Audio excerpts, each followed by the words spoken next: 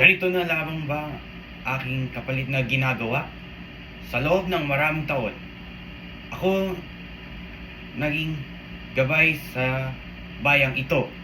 Ako ay nang-aaral, ng dasal, naungay, ng basbas sa kanilang buhay.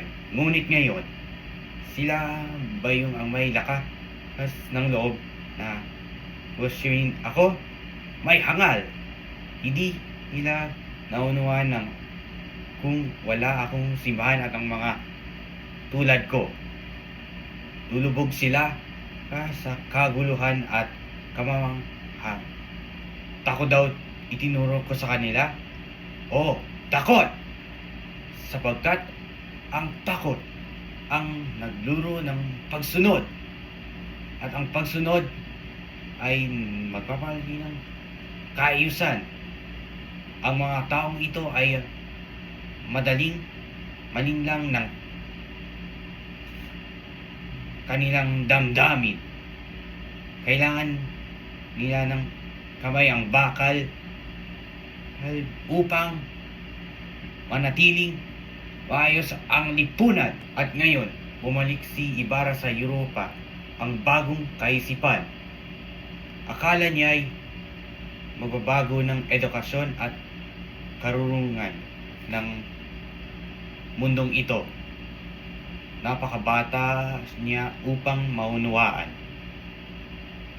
na hindi sapat ng ang mga aklat upang subilin ang likas na kahinaan ng tao.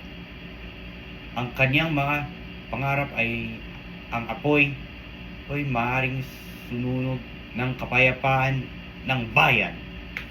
At si Maria Clara, kawawang bata, hindi niya maunawaan ang aking lahat na ginagawa para sa kanyang kabutihan. Ang mundo ay malupit at ang inosente ay madaling masaktan kapag walang gumagabay sa kanila. Ngunit, bakit tila nagbabago ang panahon? Bakit tila humihina ang paggalang sa mga tao sa simbahan at ang kapangyarihan? Nakikita ko ang pag-usbong ng mga isip na natututong magtanong, at yan ang tunay na panganib. Kapag natutulog mag-isip ang mga tao para sa kanilang sarili, mawawala ang kanilang pagsunod. At kapag nawala ang pagsunod, darating ang kaguluhan. Hinuhusgahan nila ako ngayon. Tinatawag nila akong mapagmatas, malupit at mapanili.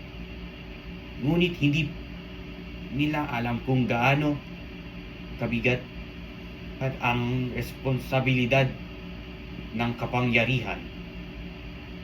Balang araw, maunawaan din nila ang kaayusan ay hindi mapapananatili ng awan lamang, kundi ng lakas ng loob. Paungunan ang mga tao kahit kamuhian ka pa nila dahil dito.